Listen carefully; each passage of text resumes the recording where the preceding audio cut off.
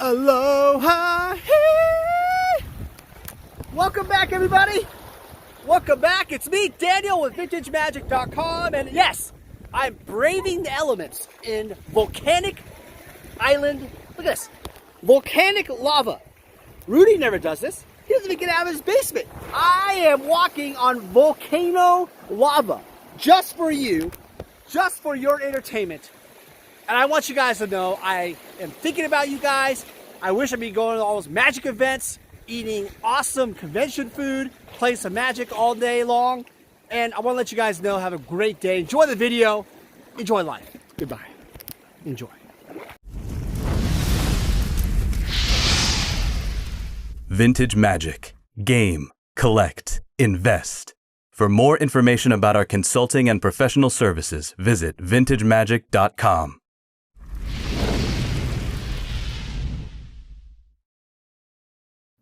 All right, guys, welcome back. Welcome back to Finance Friday. All right, the topic today is Pokemon taking over Magic the Gathering? Has it trumped it as the number one card collectible game, investment, whatever in the world? Oh my God, this is going to get, I don't know. Okay, all right. A lot of you out there say it has. And I'll tell you, this is what I've been hearing. Number one, Pokemon is more popular, right? Pokemon is more mainstream. There's more people that know about Pokemon. See, there's more girls that know about Pokemon. Honestly, when I talk to like a girl about Magic the Gathering cards, they're like, "What are you talking about?" If you tell them, "Hey, it's like Pokemon," they're like, "Oh my God, it's awesome. That's awesome." See, that's the thing. Talk to anybody. Seriously, do an experiment today. Walk outside, talk to people about Magic the Gathering cards. Then talk about Pokemon. Seriously, write down how many people actually knew what the hell you were talking about when you said Magic, and now you'll see the difference. It's probably like, I don't know, 10 to 1 in terms of the amount. It's insane. So popularity, I got to give it to Pokemon. Seriously. Like, acknowledgement, right, of just, what is it? There's a game, there's Pokemon Go, there you can find Pokemon, and everywhere you go, you can play it on these little Nintendo games. I mean, it's everywhere, right? My kids like Pokemon, right? But Magic takes a lot more skill, a lot more learning. I'm not saying Pokemon, there's no skill. I'm not saying it's a dumb game. I haven't played Pokemon as a game, by the way. I've been explained it, but I haven't played it. But it seems like a cool game, but it's definitely not. People who play Pokemon never really said, hey, Magic is a lot more complex. And I agree with that. From what I see, it's not the same level. So for Magic, gameplay, skill, kind of that longer term, longer drawn out games, type of thing. Yeah, it's more intense. I give it to Magic. So gameplay, higher level, Magic. Overall, world, everybody knows it type of thing, popularity, Pokemon. All right. Now we've got that out of the way, we go down to the most important thing. Money, collectibles. Because that's what we're all about in this channel for Finance Friday, especially. Pokemon recently, there's a guy named Logic, a rapper. Logic, look him up. He bought a Charizard PSA 10 for $225,000. I sold a PSA 10 Alpha Sign Lotus this year for $250,000. Our client in Barcelona, Ramald.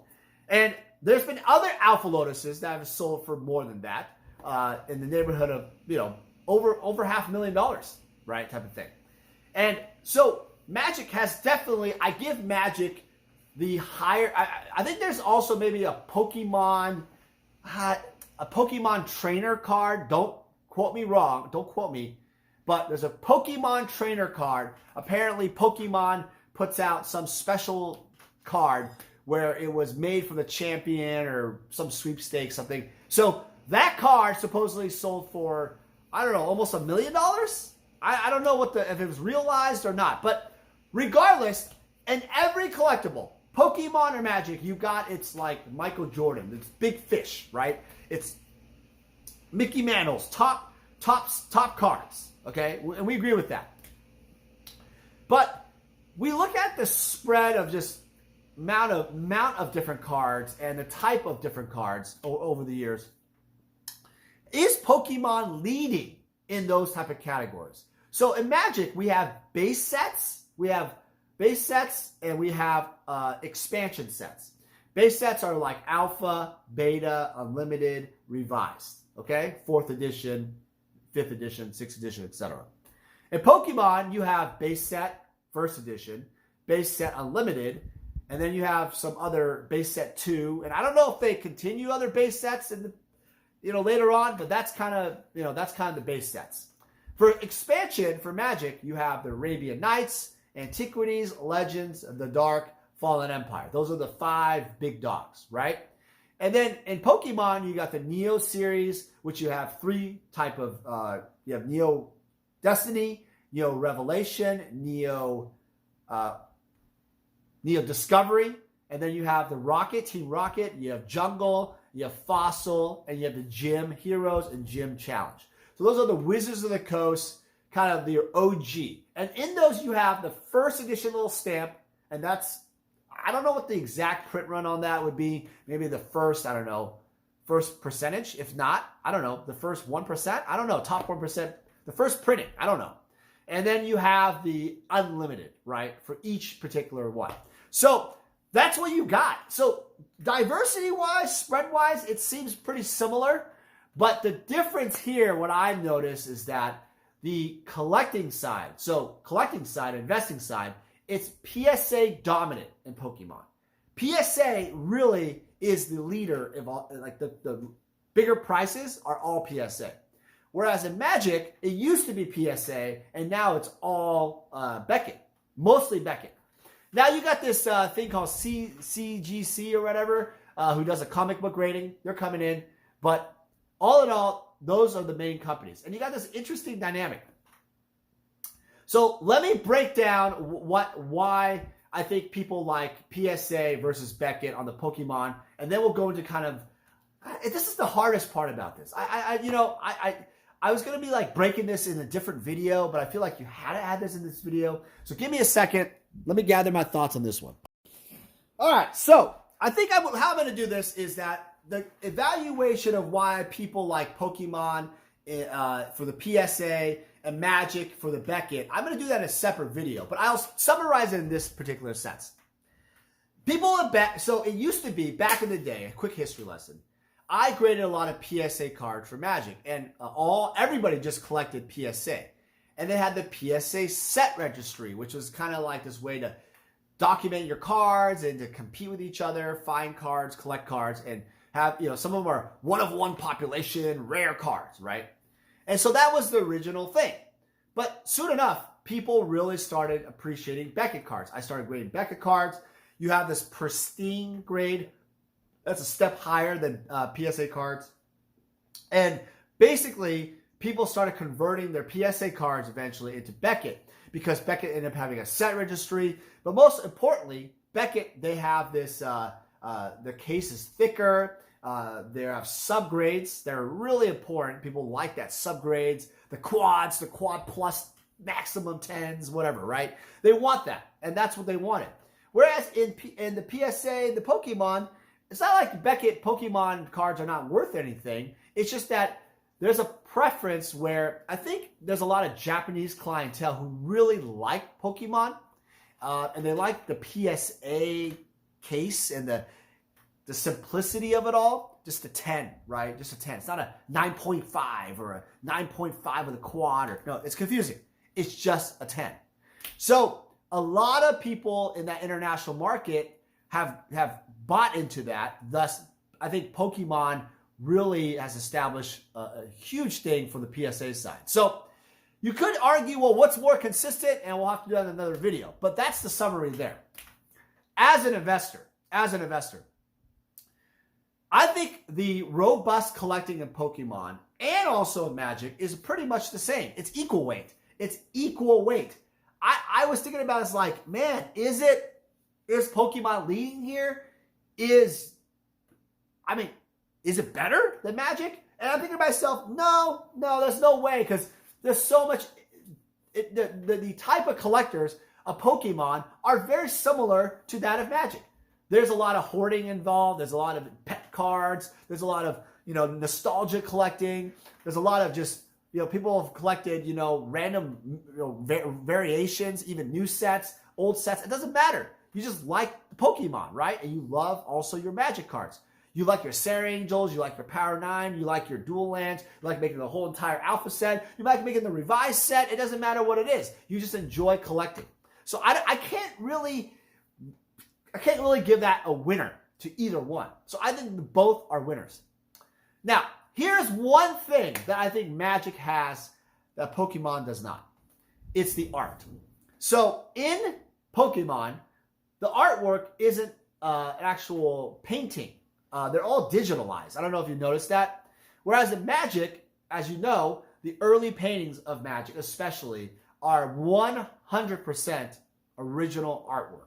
So that makes a huge difference in the entire collectible experience, because now you have art, you have prints, you have altered cards, you have signed cards of different artists, you have different things you can collect, play mats, stuff like that. Whereas in Pokemon, you don't have that. And that is, I would say, if not, tens of millions, if not hundreds of millions of dollars in business revenue that the Magic world has that Pokemon does not have at all. There's nothing like that. I know that the guy who PS collectors who collect the guy who created Charizard, they have signed cards of him or on the case, whatever. But that's just it. That's all you got, right? And it's not that mass fandom thing that just like Magic. So I give that to Magic. Magic has that advanced collectible side because it just doesn't have any of that side in Pokemon. So the last thing I could say also is that Pokemon is a winner in this part. Pokemon is a winner that Magic doesn't do well at all.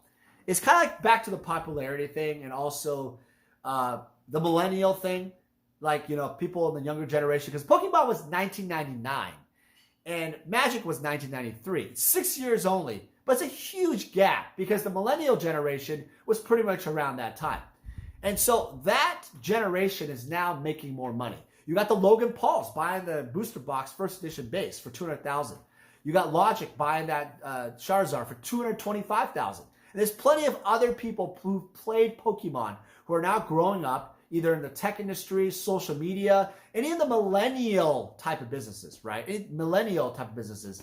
They're now reaching a threshold to purchase high-end collectibles. So now you're seeing their revenues and their income reaching a certain level. You're going to see prices of Pokemon possibly eclipsing Magic boxes very, very, very quickly. I wouldn't doubt that. Well, there's like boxes like Neo Destiny, first edition.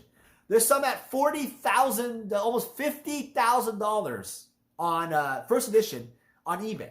That is more than Legends. It's pretty much at the price of Antiquities. It's past Antiquities, right?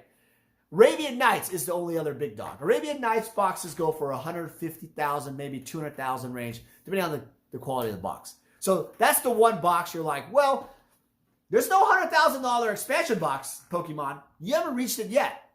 Not yet. And I wouldn't be surprised it does, though.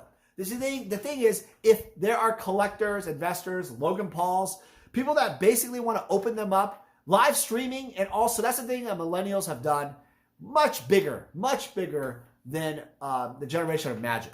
If you notice that lately Magic, you have some beta starter decks, alpha starter decks, people buying into an alpha deck and buying slots, right? Kind of like baseball cards, vintage breaks type of thing, right? You're trying to buy different slots. It's almost like gambling. And you're trying to get those cards, graded and hopefully get that home run, right? By paying a small fraction of the pack or the box.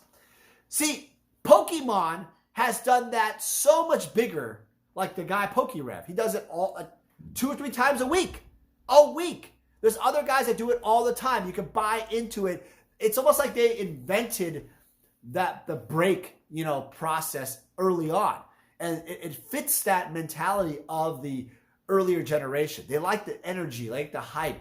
They like that kind of thing. They also, as another thing, this is gambling. I mean, sports cards and also Pokemon and even the Magic openings are gambling in the sense that you're basically buying into packs. It's like legalized gambling in a way. You're buying into packs, a fraction of the pack, a slot of the pack, and you're getting a card. You're hoping to get a Charizard. And if that one slot you got and you paid a fraction of the pack, it's like a smacking huge home run, right? Is it worth it? That's the gambling part. It mathematically is not worth it. Hell no.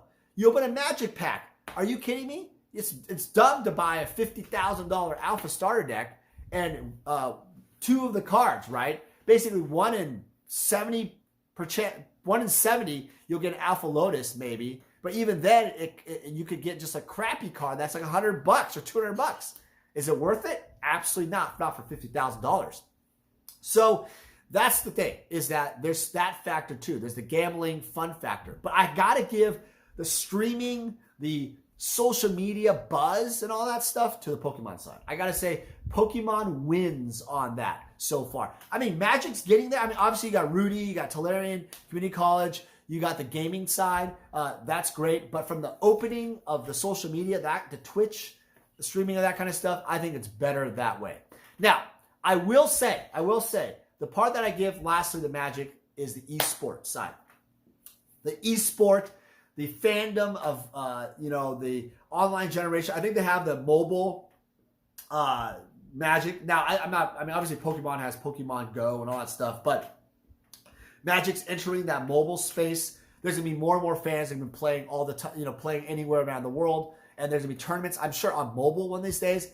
It's going to be, the reach is potentially there. I give Magic the type of advancement of like the higher level play, esports, all that, to Magic, MTG Arena, stuff like that.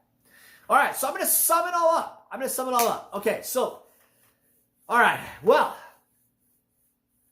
if I was giving a clear winner right now, if Pokemon has Pokemon taken over the Magic space, is it the king?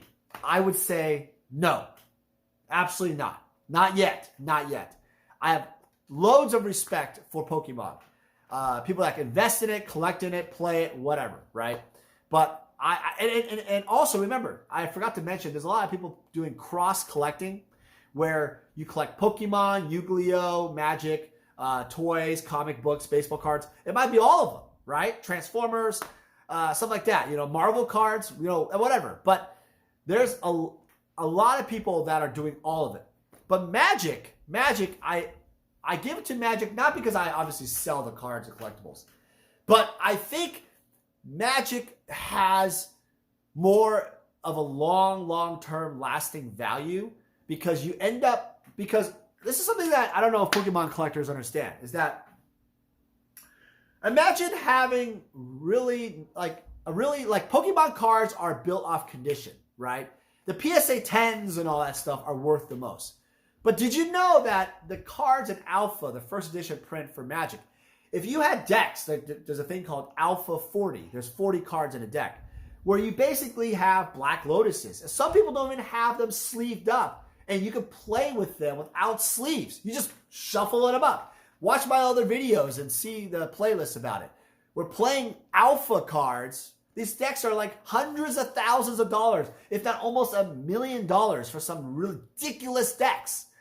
And that, to me, is something that you don't see in Pokemon. And the reality is, Pokemon is a collectible, condition-based collectible, right? Yes, you get your ungraded stuff. You got your boxes. Yes, you get that factor. But what Magic really has is the played cards mean and value-wise are worth a crap load of money. An Alpha Lotus plate is still worth $30,000, $40,000 to some people. It doesn't matter, right? They're worth a lot of money. So understand that the nostalgia factor of playing, I think, reaches throughout your life. Like, people pick it up all the time. Whereas Pokemon, I don't see people playing Pokemon when they're older as much, right? As you're younger, you play it a lot. You play with your friends, and you might get into it again. But you're really more collecting and investing at the older level. Remember, my slogan of my company is game, collect, invest. And I really think Pokemon hits really well on collecting and investing. The playing is young, right? But Magic is very throughout the entirety of your life. Like, I'm 40 and I still play. I find time to play. You play online, Magic Arena if you wanted to, in person, on Skype. But I don't think Pokemon has that same thing that will push it to the next level. All right, guys, I appreciate you guys watching today's Finance Friday. It was a little bit of a long-winded video. Comment below. I want to hear what you think about it. It's a very interesting topic. I want to tell you guys that it's hard to compare Pokemon and Magic. You see how there was a lot of differences, but there's also a lot of similarities. And I feel like regardless of what you collect, and I agree with this with Rudy and everybody else who have said it, do it because you enjoy it. Don't do it for the money. Do it because you enjoy it. If you happen to make some money off it, that's great. If you don't make any money off it, that's great. But if you do it as a business, and you think you're just going to like buy into something and do it and then just sell stuff, you know, and make money off it, make YouTube videos, you will hate it if you don't love it first. You don't love what you're doing first, if that makes sense. So I think what I'm seeing from the Pokemon world is a tremendous amount of surge of nostalgia. The energy, the excitement from Logan Paul when he opened the Charizard holofoil was like genuine, off the charts. And that is what you want for anybody opening. They're not opening for money. They're opening it because they're excited about it. Yeah, people can hate and be like, well, you know, you're opening that and you're crazy. You can hate on Open Boosters. Open Booster is my good friend. He opens packs all the time. He's opened way more packs than hundreds of thousands of dollars, probably over millions of dollars of packs. And you're just like, what are you doing? You can hate on that one guy, Andy, right, from Power 9 Quest. He's doing that also, right? But the thing is, he enjoys it. Everybody who does it enjoys it. They appreciate the game. They appreciate the art. Appreciate whatever way you enjoy any collectible. You got to love it. And I, for one, even though I sell them, something you should know is I enjoy seeing, like, you know, yeah, I may have lost an opportunity. Yeah, I could have made more money here. Or, yeah, you know, I wish I didn't sell this car this time. But you know what? In a way, I'm happy I did. I'm happy I sold my first Alpha Lotus. I think the guy, there's a signed one I sold for 13 grand, the Alpha Lotus. And now, supposedly, it went for like over $700,000 a trade or whatever, right? That's awesome. I'm so happy for that guy. You know, I think it's like the second or third owner or whatever. But I'm happy for him. I'm happy for anybody I sell a card to. I'm happy that, you know, if I sold a Pokemon card or a box or someone else made money off it, that's great. You know, I think everybody has to realize that we are all connected in this Corona thing, especially. We are all connected in this kind of crazy bubble in a way, right? This world of collecting. And we have to just sit down and appreciate, you know, where we've all kind of have our memories. It doesn't matter how much money you've made or how much you've, you know, lost or, you know, just all it is about memories. You may have traveled to events, you know, as a Pokemon player or as a Magic player. It's all about the memories and the journey. You played with your kids. You taught them a new game. Maybe they learn how to read because of Magic or Pokemon. Whatever, right? It's something that you were bonded with. And I hope you guys take today, kind of think about that these finance videos, yeah, we talk about big money. We're talking about retirement level big money. But remember, the heart part of it is what's catching these guys. I think the slogan in the Pokemon is not gotta catch them all. It's about gotta catch your heart. God, that was cheesy. All right, guys, get out of here. Have a good weekend. Take care. Hey everyone, it's me, Daniel with VintageMagic.com. I want to share with you more about how we handle consignments. So to begin the consignment process, we actually need to start with the consultation service. In this consultation, I will determine what you're looking to do. And generally, consigners usually tell me, hey Dan, I'm looking to sell my items and maximize the value of their collection. After we determine through the consultation, I usually like to do an appraisal process. And an appraisal process in terms of a consignment is more fitted towards authenticity and valuation for current market values. From there, after a contract is crafted and signed, We will then receive the items from you. The reason why our consignment process is very thorough is we also identify cards that could be graded so then they can maximize higher dollar values. So the payment process is very simple. Once we have sold your items, you'll get an updated ledger and we will process payment for whatever form of payment you need. As a consignor, you're gonna experience our white glove service. What that means is I'm gonna personally handle your collectibles from beginning to end. And rest assured, the client that purchases your collectibles will also receive the same white glove service.